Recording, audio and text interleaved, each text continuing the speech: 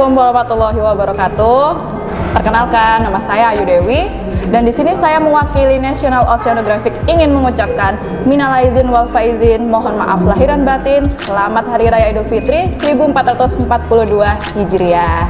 Nah, sebelum kita masuk ke inti acara kali ini nih, kita mau nonton dulu cuplikan video berikut ini.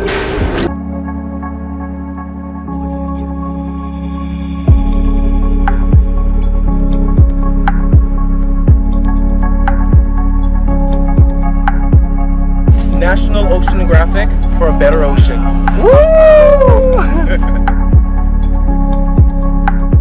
Setelah sukses dengan Ocean Talk Series hingga 6 series dan juga Ocean Class Series, yaitu pelatihan seputar kelautan, kali ini National Oceanographic merilis program baru yaitu Ocean Voice 1.0. Nah, pada Ocean Voice 1.0 kali ini kita akan membahas dengan tema Diving into Indonesia Sustainable Blue Economy. Nah, sekarang siapa ya yang menjadi narasumber topik kali ini? Saya akan memperkenalkan beliau nih, adalah Kepala Departemen Hubungan Masyarakat PT PAL Indonesia Persero, Bapak Utario Esna Putra. Selamat siang Pak Rio. Selamat siang. Tepuk tangan dulu. Ini saya manggilnya Bapak atau Mas ya? Kayaknya Mas aja ya. Mas aja. Kita cuma beda setahun 2 tahun kayaknya ya. Ketahuan dong nomor saya. Bagaimana Pak? Bapak kan dari PT PAL Indonesia Persero nih. Gimana? Apakah lancar nih proyek-proyeknya atau bagaimana?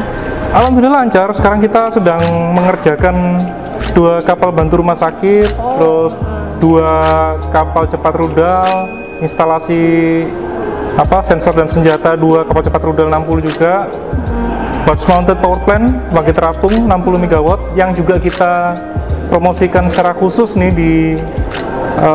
di Hannover Messe. Wow.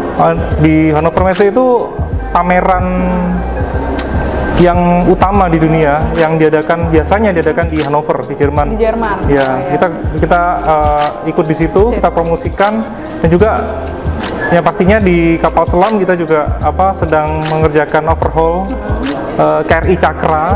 Ya. Saudara tua dari KRI Nanggala ya. Gitu. Baik Pak, berarti kita cocok nih, kita bahas tentang kapal, kita bahas tentang kelautan, karena pembahasan kali ini mengenai blue economy. Dan kita tahu nih Pak, Indonesia itu merupakan negara kepulauan terbesar, di mana jumlah pulau di Indonesia itu sebanyak 17.504 pulau, dan luas lautnya nih 77% dari luas wilayah Indonesia. Nah, dengan profil seperti itu Pak ya, berarti Indonesia tuh dinobatkan sebagai negara maritim terbesar dan negara kepulauan terbesar di dunia. Seharusnya nih dengan sebagai negara maritim, kita kan bisa nih memfokuskan pembangunan nasional di bidang maritim terutama dengan menerapkan prinsip blue economy. Nah, sekarang saya mau tanya-tanya nih ke Pak Rio ya. Menurut Bapak prinsip blue economy itu apa sih sebenarnya? Ya, menurut saya ya, apa yang kita pahami, apapun yang kegiatan ekonomi yang dihasilkan dari kegiatan yang kemaritiman, yaitulah blue economy. Jadi saya nih melihatnya secara subjektif. Jadi terkesan ada 2, green economy atau blue economy. Green itu sawah ladang palawija. Ya betul. Ya, yang di daratan. Itu yang di daratan, yang terhampar seperti karpet. Kalau kita lihat dari udara, ada hutan, ada perkebunan dan segala macam. Tapi juga ada blue economy. Nah, blue economy ini secara tradisional kita mengertinya ekonomi kemaritiman. Secara tradisional orang awam akan langsung menyebut, oh kalau kemaritiman, kelautan berarti kalau nggak ikan, perikanan, penangkapan benur dan segala macam ya.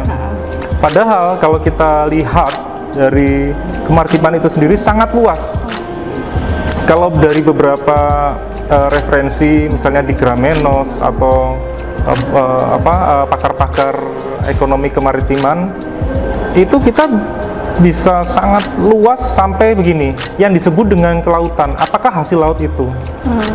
Laut itu ada bagian ini. Saya coba sampaikan dengan semudah mungkin ya. Ada bagian yang berupa air, tapi jangan lupa di bawah air itu ada berupa tanah, dan di bawah tanah itu ada sampai ke kerak bumi itu ada lapisan-lapisan. Bayangkan airnya itu sendiri potensi selain perikanan ya pastinya. Air adalah berapa tadi? Berapa juta? 6,4 juta kilometer persegi. Betul. Adalah moda transportasi yang paling efisien, ya kan? Kita pernah tahu lah ya, kalau kita lihat di Tanjung Perak atau Tanjung Priok, kapal kontainer sekali angkut bisa berapa ribu? 10.000, 20.000. Sedangkan matra transportasi darat yang terhebat yang dimiliki PT Kereta Api Indonesia paling cuman ya kalau bisa 20 kontainer alhamdulillah mungkin ya. Tapi itu beda. Kemarin yang nyangkut di terusan Suez, itu salah satu kapal kontainer terbesar di dunia. Berapa puluh ribu kontainer yang diangkut di dalam kapal itu. Betul. Sekali angkut. Dan itu tidak mungkin bisa jalan kalau itu adalah transportasi darat. Ya harus transportasi laut. Artinya ada potensi perhubungan di sana yang sangat efisien, ya kan? Alih-alih dibawa, ada penelitian memang ketika itu diangkut sama kontainer, kapal kontainer yang raksasa itu cuman fraksional saja emisi yang ditimbulkan daripada kalau itu diangkut dengan kereta api atau truk kontainer yang jejer-jejer pun itu jauh, mungkin sepersekiannya gitu. Itu baru perhubungan. Jadi kita sudah dapat ya yang di bagian air ini ada perikanan hasil laut itu sendiri dan juga perhubungan. Perhubungan ini ada perhubungan barang, orang dan segala macam itu. Belum termasuk bagaimana dengan pembangkitan energi. Pembangkitan energi, apalagi energi yang terbarukan. Gelombang itu kita dapatkan gratis dari Allah Subhanahu wa Ta'ala 24 jam sehari, 7 hari seminggu. Gelombang pasti ada, angin. Bagaimana dengan wind turbine, ya kan? Ini yang sekarang pemerintah juga mulai ke sana. Itu sumber-sumber yang lain. Terus ini baru kita ngomong air ya, yang ada di atas, angin dan airnya. Sekarang kita coba ngomong bagaimana dengan deep sea, laut dalam, potensi laut dalam. Laut dalam ini tradisionalnya, kembali lagi ke tradisional, yang sangat familiar itu adalah minyak dan gas. Saya kecampur-campur nih. Nggak apa-apa. Oil and gas atau minyak dan gas. Minyak dan gas bumi ada. Kita punya ini kita di Surabaya nih. Ada West Madura BD ya. Ada beberapa lapangan, ada Kangean. Ada mana lagi ya? Ada Ujung Pangkah dan segala macam. Tapi itu yang tradisional. Padahal ini tahun 2021 ya. 2021 sebagai contoh nih ya. Kita ini sekarang podcast direkam oleh kamera. Kamera ini ya, teman-teman bisa melihat saya dan Ayu Dewi karena di kamera itu terpasang sebuah sensor CMOS. Ini adalah sensor sensornya itu semikonduktor. Ada silikon yang diberi zat itu bisa macam-macam, ada germanium, ada apa, dan kamera itu hidup karena ada baterai. Betul. Baterainya nikel kadmium, lithium polimer dan segala macam. Itu namanya teman-teman adalah rare earth mineral atau secara harfiah dari translate pakai Google Translate mineral tanah jarang. Tanah mineral yang sangat-sangat langka, tapi dengan 6,4 juta kilometer persegi yang kita punya, Indonesia punya, seluas ini yang belum tereksplorasi. Betul. Dan itu banyak sekali ada di bawah laut dalam itu. Menjadikan kita itu sebenarnya potensial yang sangat kaya. Istilahnya itu dalam bahasa Inggris untapped resources. Sebuah potensi yang belum tergali. Betul. Kita bisa jadi raja. Kemarin Bapak Erick Thohir berambisi untuk menjadikan Indonesia itu nomor 1 pabrik baterai, nikel kadmium misalnya, atau lithium polimer yang kita pakai di HP kita. Itu sangat banyak ada di bawah laut dalam kita gitu. Jadi kalau kita cuman bolehlah kita pengenalan pertama kita adalah apa yang ada di hasil ikan dan kelautan, tapi atas dan ke bawahnya. Ke atas itu maksudnya bagaimana dengan energi terbarukan yang saya bilang tadi, dan ke bawah rare earth mineral itu adalah suatu mind blowing malahan. Jangan salah, kemarin itu salah satunya Laut Cina Selatan. Cina berani mengklaim Laut Cina Selatan tidak hanya karena ada oil and gas, tidak hanya karena di situ ada 60% traffic perdagangan dunia melewati situ. Enggak juga, karena ketika itu dikuasai ya mereka tinggal belok kalau itu ngomongnya traffic. Tapi jangan salah, di situ mereka sudah melakukan sering kali melakukan observasi pakai remote ROV, remote operated vehicle, benar gitu ya, remote ROV. Jadi itu seperti kapal selam yang bisa sampai ke laut dalam, dan itu mereka meneliti. Dan ternyata di Laut Cina Selatan tuh banyak sekali rare earth mineral. Bayangkan sebuah negara berambisi untuk memagari wilayah itu, karena memang rare earth mineral adalah masa depan. Betul. Kita semiconductor, kita semua kan di digital, cyber, tapi semua itu tidak akan lepas dengan sebuah hardware. Percakapan kita tidak akan terekam kalau di sini tidak ada silikon yang berisi germanium, boron dan segala macam yang menjadi memory cardnya kamera ini di depan kita ini. Bahkan nggak hanya kamera ya Pak, handphone seperti itu. Handphone dan segala macam itu.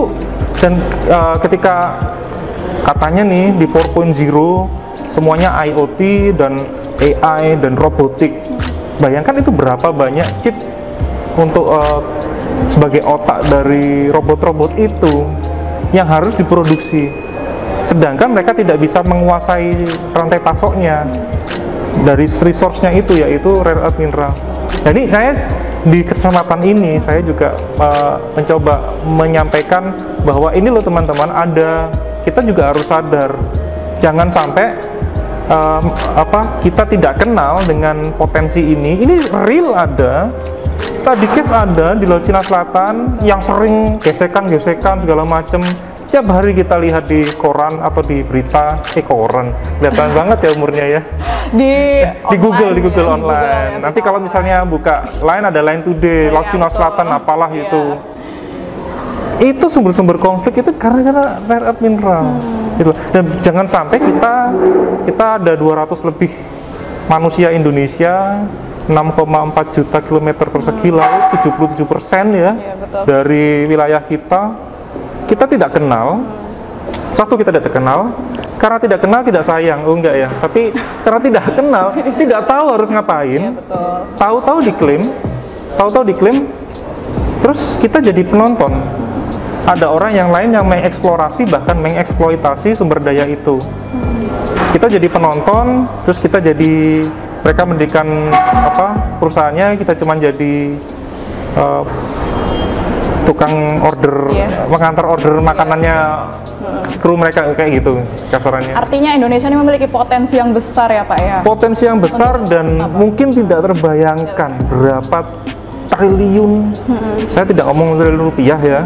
Kalau triliun rupiah itu ya kelasnya budget untuk pengadaan kapal selam baru ya. Tapi kalau yang saya sampaikan ini mungkin ratusan ribuan triliun US dollar di Indonesia ya, untuk semua potensi kelautan itu. Jadi blue economy, apa sih tadi istilahnya blue economy ini sesuatu yang sangat besar. Makanya tadi saya bilang mind blowing sebenarnya. Itu artinya blue economy ini menerapkan prinsip blue economy dalam pembangunan ekonomi Indonesia. Itu kita harus pintar-pintar memanfaatkan sumber kekayaan di lautan ya. Nah, sekarang Pak, saya sering dengar nih, kan tadi Bapak bilang blue economy, green economy, ada dua. Nah, kita sebagai negara maritim, tetapi kenapa kok GDP kita itu lebih tinggi didukung oleh sektor darat daripada sektor laut? Kira-kira kenapa Pak itu? Itu waktu zaman kita SD, kita diperkenalkan sama lagu nenek moyangku seorang pelaut ya, itu bukan seorang petani, gitu ya kan, bener kan dia? Betul. nggak masuk akal itu, nggak make sense sebenarnya. Tapi ya benar. Jadi ada yang salah dari pola apapun itu kebudayaan kita. Ada satu sisi yang kita itu negara maritim. Iya kan? Zaman kita Sriwijaya, Majapahit, kita negara maritim. Demak menyerang Portugis di Malaka. Itu kalau bukan negara maritim, nggak mungkin itu. Betul, Bapak. Kalau terus orang disuruh long march, petani suruh long march menyusuri semua, nggak mungkin, nggak masuk akal.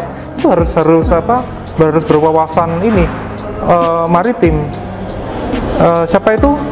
Ada di depan PT PAL ini, ada patung ini. Adalah patung orang yang sangat terkenal, yaitu Gajah Mada itu Pahapatih kerajaan Majapahit, yang mereka ada sumpahnya kan, Tan Amukti Palapa, tidak akan berhenti makan kenikmatan. Palapa itu kan kenikmatan, menikmati kenikmatan duniawi sebelum Nusantara ini saya satukan. Palapa, ya.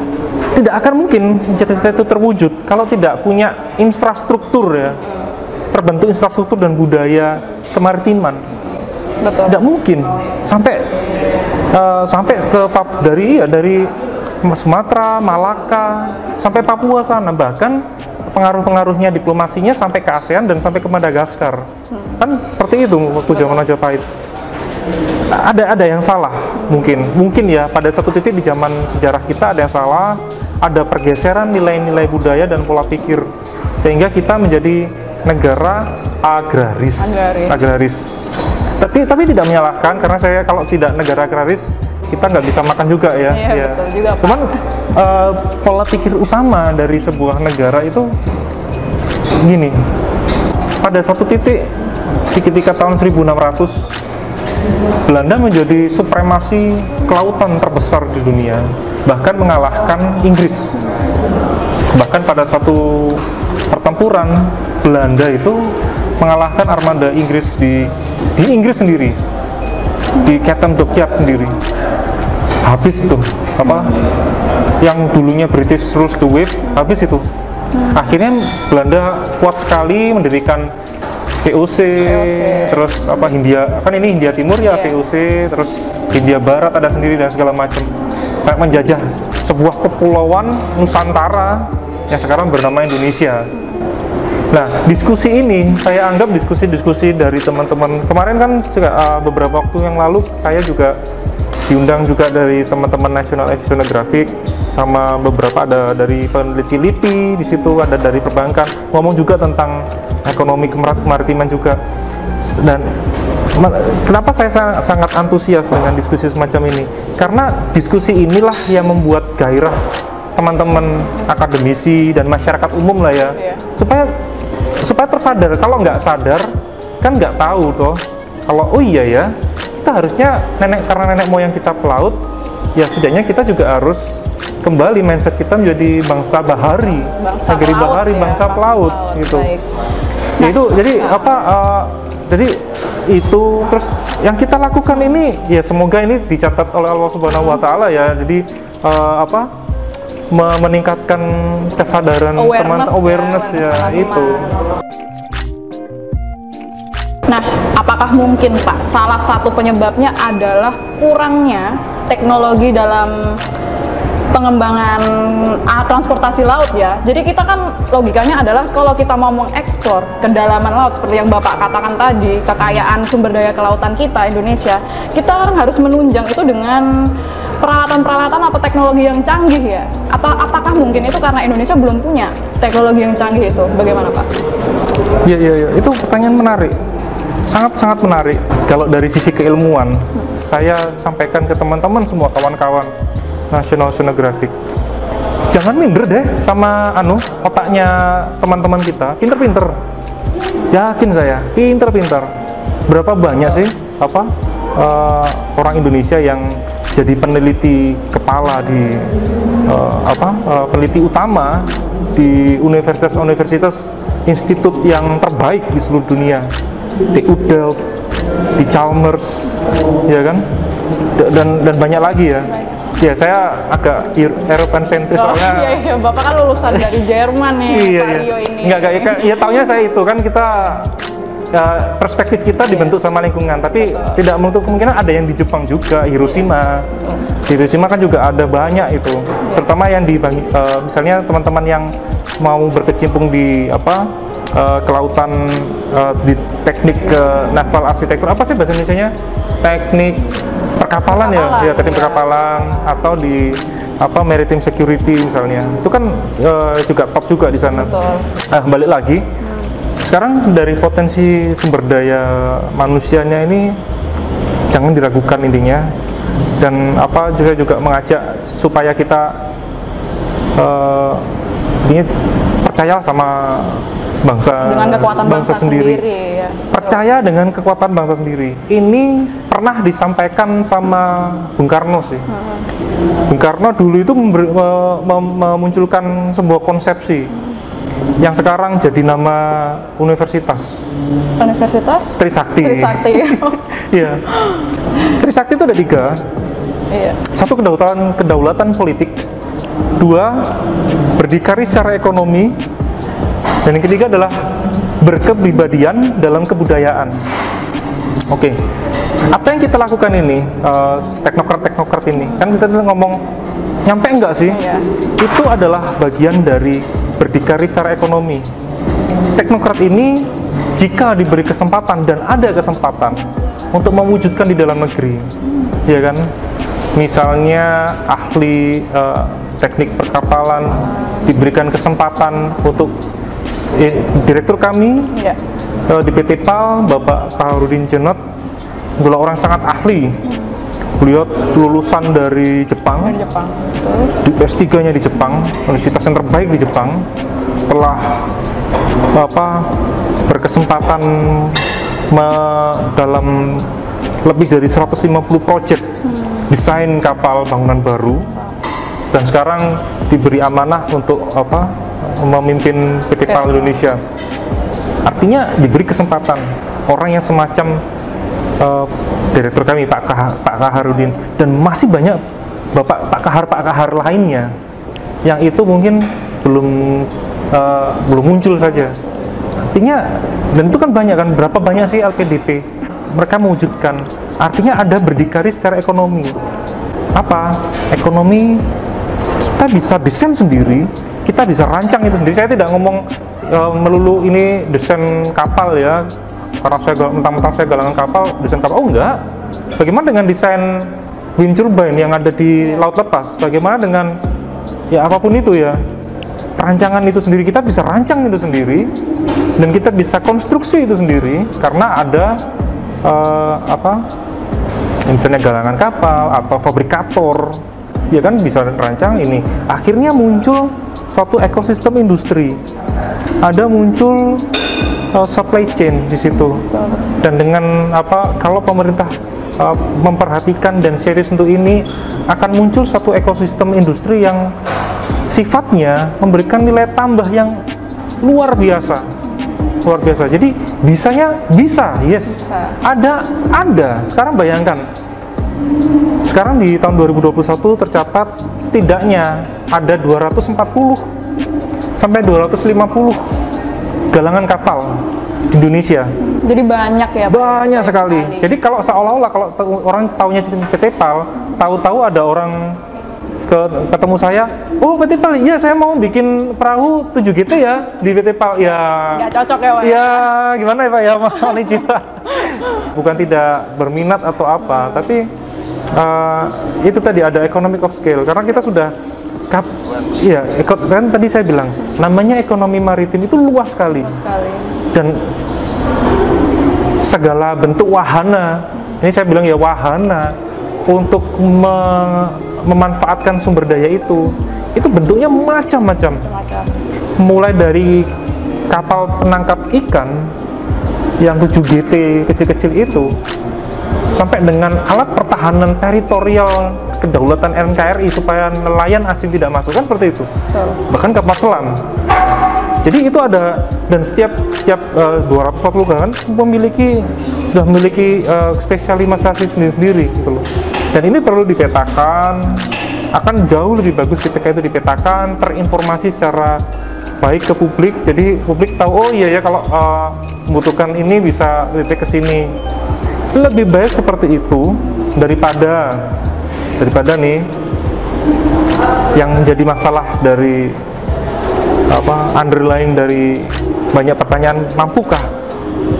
Kalau dianggap tidak mampu, ujung-ujungnya apa? Impor dari luar. Dan lebih parah impornya impor bekas. Kan sangat disayangkan ya. Sangat disayangkan. Bayangkan nelayan kita, tahu nggak nelayan kita? Misalnya nelayan kapal tuna harus berlayar menembus gelombang 3 meter, 4 meter, berangkat dengan kapal bekas dari negeri Cina misalnya, atau dari manapun itu ya, yang itu sudah berumur 30 tahun, 40 tahun, yang sebenarnya nilai keekonomisannya sudah habis. Yang tersisa adalah nilai yang tersisa untuk scrap besi tua misalnya, kasarnya ya. Dan itu mereka melaut dengan itu. Sedangkan ada galangan di sana, galangan-galangan di Surabaya itu tidak hanya di PT PAL. Di PT PAL itu ada di sebelah timurnya Kalimas, di sebelah baratnya itu ada juga adik kami PT DTS, itu BUMN juga.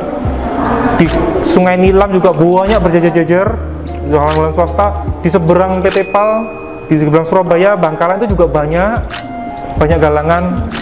Akan jauh lebih lebih bukan cuma membanggakan, lebih bermanfaat ketika itu mereka diberi kesempatan untuk membangun kapal-kapal penangkap ikan, ya kan, daripada harus membeli bekas ya Pak. Harus membeli bekas. Dan ini kalau ini informasi ini ya, moga-mogahan ya, kita habis kita ngomong sama National Oceanographic kan diupload, dibaca, dilihat sama orang pengusaha yang itu bisa membantu beliau untuk mengembangkan usahanya, daripada sekian kapal kecil-kecil, ya kan? Betul. Ya lebih baik kan bikin satu yang bisa lebih jauh, lebih lama, pulang sudah bentuk sarden misalnya ya. Tapi yang paling menarik ada satu, Dewi. Apa itu, Pak? Ketika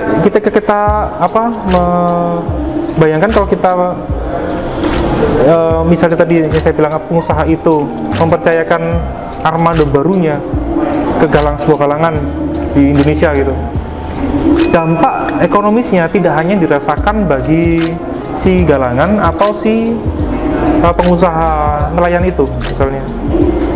Misalnya kalau dulunya dia belinya langsung bekas, yang terdampak secara mendapatkan nilai tambah dari transaksi itu ya mungkin broker kapal bekas asing itu sama si nelayan, si pengusaha itu ya itu aja, terbatas itu aja. Tapi ketika itu dibangun sama sebuah galangan, entah itu di mana ya di Indonesia, dampaknya galangan ini memiliki supply chain. Supply chain itu rantai pasok. Dia dipasok bajanya dari, ya kan, dari di mana lagi? Masa bangunnya di Indonesia, bajanya beli Cina? Oh enggak lah, enggak. Karena di Indonesia sudah ada pabrik baja yang sangat keren, sangat besar. Ada Krakatau Steel, bahkan di Surabaya saja ada kan, ada Jayapari Steel, ada Gunawan dan Jaya. Ini kayaknya kalau kita sebut mereknya ada endorsannya nih, Pak Simni mohon izin, Krakatau Steel mohon izin Pak. Berarti ini kita dapat sponsor nanti. Dapat sponsor mungkin dari Krakatau Steel. Jangan lupa kami Pak Utario Ayu Dewi. Ya, jadi itu bahkan itu baru baja. Bagaimana dengan pipa? Bagaimana dengan pekerjanya? Bagaimana dengan orang-orang yang datang ke proyek itu? Terus warung-warung sekitarnya yang setiap hari harus memberikan makan. Kapal itu, kalau kapal sekelas itu ya, kapal penangkap ikan mungkin bisa dikerjakan 6 bulan, 1 tahun. Ada pekerja mungkin ketika itu pekerjaannya lepas, berarti kan ada temporary housing, akomodasi ya. Iya betul. Nah, itu bahasa kerennya, bahasa awamnya kos-kosan. Iya. Ada ibu kos yang menerima pemasukan selama 6 bulan atau 1 tahun. Tiba-tiba ada warung yang tiba-tiba ramai selama pekerjaan proyek itu. Dan itu begitu seterusnya. Jadi mereka juga kena dampaknya ya, dampak positifnya. Iya, ya. Multiplier effect itu namanya multiplier effect. Ini tidak akan terjadi, kalau kita terbiasa ya beli bekas dari luar, beli dari luar gitu. Coba iya, tadi pagi saya baca koran di Jawa Pos, Ibu Gubernur Jawa Timur, Ibu Kofifa, iya, memberikan suatu sambutan apa ya? Kok ada kolom opini yang beliau tulis dan berhubungan dengan keamanan job. Keamanan job. Apa ya bahasanya? Keamanan ketenaga kerjaan. 1 Mei adalah Hari Buruh. Hari Buruh. Kegiatan ini, blue economy ini akan memberikan keamanan job. Sebuah keamanan job yang luar biasa. Ibu Gubernur sangat berharap bahwa pengusaha bisa memberikan dalam rangka pemulihan ekonomi nasional, semuanya terdampak. Pengusaha tetap bisa memperhatikan karyawan-karyawan, kesejahteraan karyawan, jangan sampai upah di bawah UMR. Pesan-pesannya kan seperti itu. Iya. Tidak salah. Tapi ketika saya bilangnya blue economy, bayangkan blue economy ini, teman-teman, salah satu cirinya adalah bernilai tambah sangat tinggi. Saya nggak bilang tinggi, sangat tinggi. Ketika mungkin kalau masyarakat umum atau pengambil dan pemangku kebijakan kenalnya dengan industri padat karya, yeah, yang itu bercirikan karyawannya memiliki penghasilan UMR, ya, tekstil, garmen, rokok, ya kan gitu. Ada padat karya lain yang itu rate dari gaji yang diterimanya sudah bukan UMR dan tidak mungkin UMR. Apa itu? Salah satunya ya ini blue economy. Salah satunya adalah galangan kapal. Welder fitternya itu yang masang itu manual ya, manual. Dan itu bukan tenaga kerja yang dibayar murah. Welder bersertifikat. Harus punya sertifikat, ya. Betul. Semakin tinggi sertifikatnya 3G, 4G, 5G. Ini bukan HP ya. Itu kan juga semakin mahal kan rate-nya. Belum lagi ketika itu repair, ada underwater repair, dibayar per jam berapa dolar? Saya nggak ngomong rupiah. Berapa dolar? Saya nggak tahu sekarang rate-nya.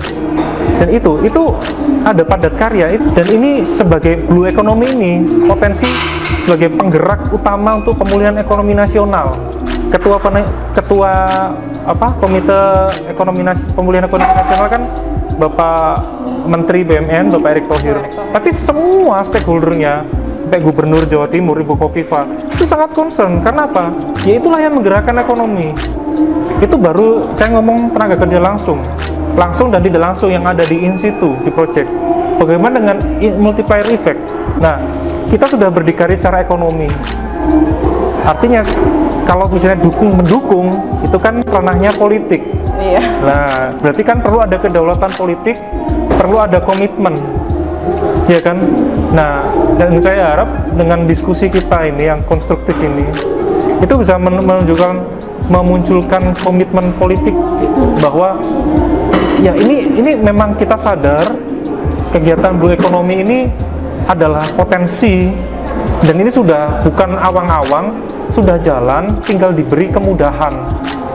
Kemudahan apa? Ya dipermudah misalnya skema pajak dan segala macam supaya bisa berkembang, diberikan curahan perhatian untuk orang-orang yang mungkin orang mau membeli kapal, diberi kemudahan izin dan segala macam supaya bisa belinya di dalam negeri. Ini semua berputar, dan ini adalah kedaulatan, kita membentuk kedaulatan politik nih. Semakin kita mandiri, karena komitmen itu harusnya muncul dari dalam, secara internal, bukan order dari asing, kan gitu politik. Ya seperti itu. Nah nanti kalau itu semua teramankan, kita secara ekonomi kuat, komitmen kedaulatannya itu internal kuat, ya pasti kita bisa wujudin yang terakhir, berkepribadian, kebudayaan.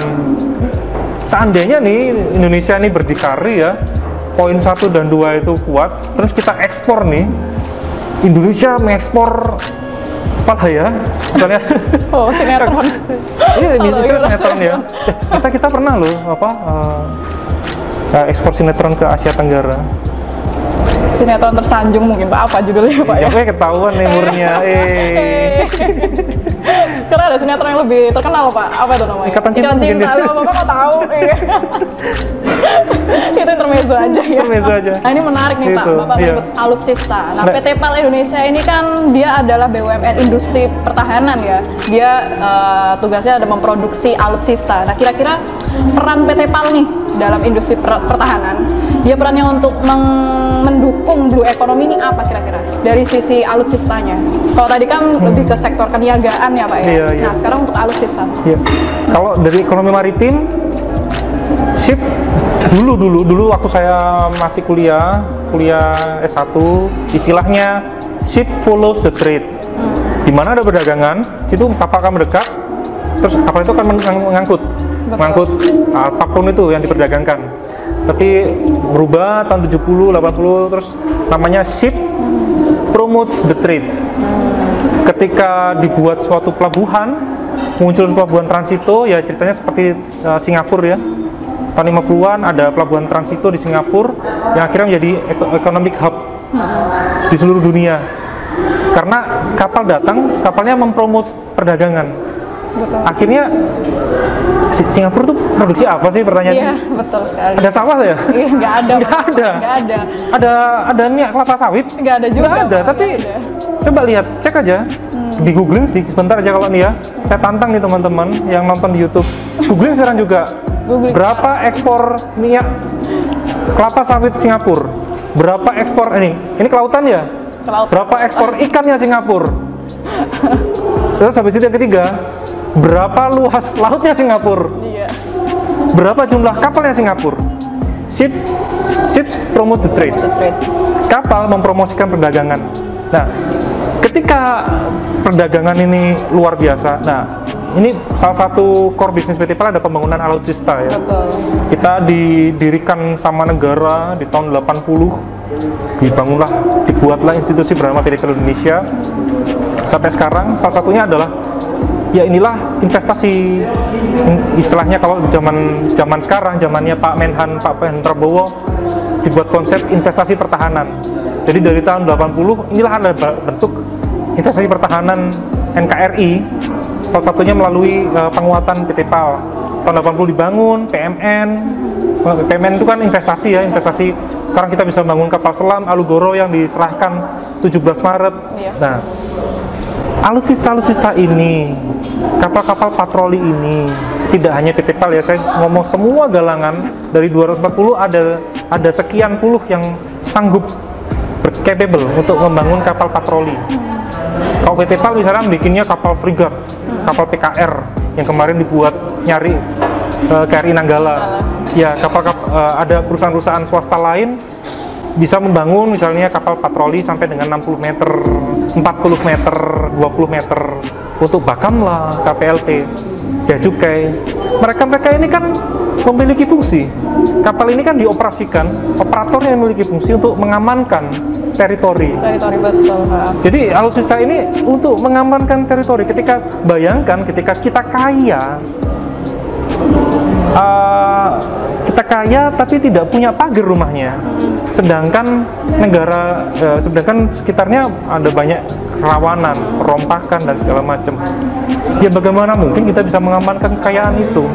Kita bisa memiliki wahana untuk mengkonversi kekayaan itu menjadi PDB, produk domestik bruto. Diplomasi, tekanan, embargo, dan yang terakhir adalah militer. Dibuatlah apapun itulah skemanya. Silakan lihat aja ketika ada agresi militer, ujung-ujungnya ada konsensi minyak yang ada konsesi minyak yang dikuasai, ada jalur pipa gas yang dikuasai. Sederhananya kayak illegal fishing gitu loh Pak, kapal dari luar kayak mencuri ikan kita, itu kan juga memungkinkan. Yang ngusir siapa? Yang ngusir siapa? Mau nelayan? Nggak mungkin juga nggak Pak. mungkin, Iya. gitu loh. Itulah fungsinya alutsista. Dilempar sama ikan tuna? Nggak mungkin. Kena Pak. Ya itu kan simple kan ya, Simple, simple. iya. Dan Sampai kemarin nih ya, saya baca di berita Masjid Jogokarian mengumpulkan dana untuk membeli kapal selam pengganti Nanggala gitu. Geger sekali. Kita sih, saya sangat-sangat terharu. Karena apa? Berarti itu yang saya lihat ya. Meskipun harga kapal selam memang sangat-sangat fantastis ya. Karena berapa Pak kalau boleh tahu? Kita teman-teman pasti kepo juga nih. Disensor nggak boleh. Emang tidak boleh ya? Nggak boleh rahasia teman-teman. Harganya udah tit ya. Nah, tapi ya gambarannya ada lah, teman-teman kalau googling di sumber-sumber itu ada. Tapi yang sangat saya banggakan dan membuat merinding saya itu semangatnya. Saya tuh jadi teringat kalau baca buku sejarah itu kan zamannya orang Aceh ya, yang pada donasi mengumpulkan donasi untuk membeli pesawat Republik Indonesia pertama itu kan, Seulawah yang dioperatori sama Garuda Indonesia waktu itu. Kurang lebih seperti itu. Jadi ada semangatnya gitu loh. Jadi balik lagi ke PT PAL ya. Ya, itulah fungsi PT PAL. Kita ini pembangun. Kita pembangun, tapi itu membangun adalah bentuk dari berdikari secara ekonomi. Dan ini perlu didukung karena kita ini kan trisakti. Kalau menurut konsepsinya Bung Karno, ya perlu ada kedaulatan politik. Membangun tanpa komitmen politik mau jadi apa? Betul. Membangun tidak berkepribadian, ya mindset kita akan asing. Seperti itu. Baik Pak. Nah, ini tapi ada yang menarik nih. Apa dia Pak yang menarik nih? Ini lebih baik kita gantian. Gantian yang ngomong. Saya tanya. Bapak yang tanya saya, boleh Pak? Saya nanya ini buku apa ya? Iya, sebelumnya saya belum memperkenalkan sih Pak. Tadi Ayu Dewi itu sebenarnya siapa gitu. Sudah terkenal loh. Masa sih Pak? Enggak. Iya. Saya menulis buku sedikit sih, jadi cuma 3 buku aja. Dan baru 3 buku baru 3 buku. 3 buku Pak, 3 buku. Iya. Dan yang terbaru nih tahun 2020 terbitnya. Kebetulan judulnya Baju Biru ya, cocok dengan blue economy nih, ada biru-birunya nih. Tapi ceritanya nggak tentang blue economy juga, tapi ada kaitannya sedikit tentang kelautan Indonesia sih Pak. Ya kalau yang dibahas blue economy namanya bukan novel kan, namanya adalah buku literatur nanti. Skripsi dong. Skripsi nanti namanya.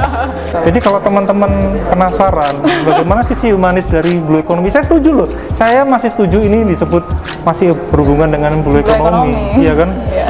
Silakan teman-teman yang berminat mungkin langsung googling aja Ayu Dewi Baju Biru. Terima kasih. Wah, iya kita sudah mendapatkan banyak informasi nih dari Mas Rio ya seputar blue economy, seputar kelautan, sumber kekayaan laut Indonesia yang sebenarnya potensial sekali untuk dimanfaatkan. Juga tak lupa seputar itu ya, bisnis galangan kapal PT PAL Indonesia Persero, bahwa kita tuh punya galangan kapal yang hebat, kita punya sumber daya manusia yang nggak kalah dari mereka-mereka yang ada di luar negeri, tentu saja ya.